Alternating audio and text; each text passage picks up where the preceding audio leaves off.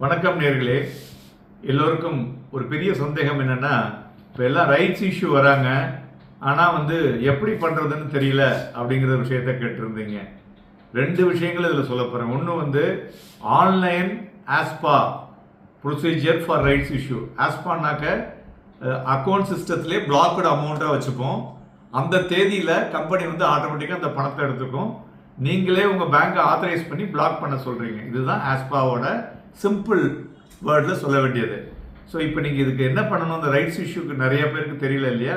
First நீங்கள் உங்களுடைய record டேட்டில், ஷேர் ஹோல்டர் ரெக்கார்ட் டேட்டில் உங்களுக்கு ரைட்ஸில் என்டைட்டில்மெண்ட் இருக்கான்னு பார்க்கணும். அதுதான் ஆர்இ அப்படின்னு ட்ரேட் ஆகும். உங்களோட டிமேட் அக்கௌண்ட்டில் பார்த்தீங்கன்னா அந்த கம்பெனி நேம் போட்டு ஆர்இன்னு இருக்கும்.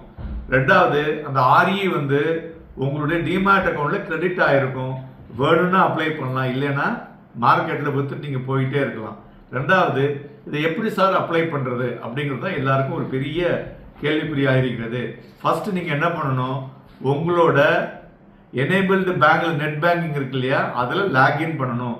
அதில் லாகின் பண்ணிங்கன்னா லெஃப்ட் சைடில் பார்த்தீங்கன்னாக்க left side or right side பார்த்தீங்கன்னா ஐபிஓ, ஆஸ்பா ஆர் ரைட்ஸ் இஷ்யூன்னு ஒரு காலம் இருக்கும். It will vary from bank to bank. நீங்கள் அதில் போயிட்டு கிளிக் பண்ணிங்கனாக்க நீங்கள் அதில் இந்த ரைட்ஸ் இஷ்யூ கம்பெனி நேமை பார்க்க முடியும். எத்தனாம் தேதியிலேருந்து அந்த தேதிக்குள்ளே இருக்கிறது தான் நம்ம அதில் பார்க்க முடியும். தென் அதில் நீங்கள் கிளிக் பண்ணி ப்ரொசீட் ஃபார் அப்ளிகேஷன் போனீங்கன்னா இதுக்கு அப்புறம் தான் நீங்கள் டேட்டாவை கையில் கரெக்டாக வச்சுன்னு போகணும்.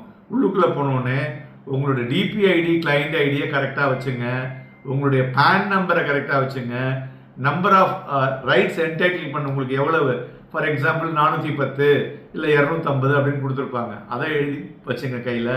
அதையும் போட்டுட்டு any additional you want to apply, அந்த அடிஷ்னலையும் போட்டிங்கனாக்க டோட்டலாக வந்துடும்.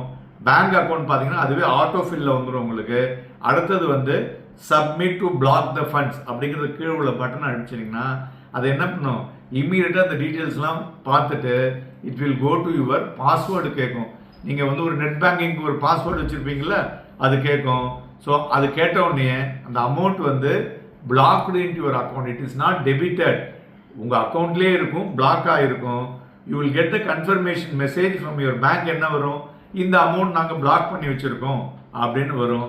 இந்த மொமெண்ட் அது முடிஞ்ச உடனே ஆட்டோமேட்டிக்காக உங்களுக்கு அந்த அமௌண்ட் எடுத்துகிட்டு உங்களுக்கு உள்ள அந்த ரைட்ஸ் டிமேட் அக்கௌண்ட்டில் உங்களுக்கு ஷேராக கிரெடிட் ஆகிடும். அது கிரெடிட் ஆகும்போது it will B A Pari Basu. அதே இது ஆஃப்லைனில் பண்ணும்பொழுது ஃபார்மை டவுன்லோட் பண்ணி எடுத்துகிட்டு இதே ப்ரொசீஜர் பேங்கில் கொண்டு போய் கொடுக்க வேண்டியது. நன்றி, வணக்கம்.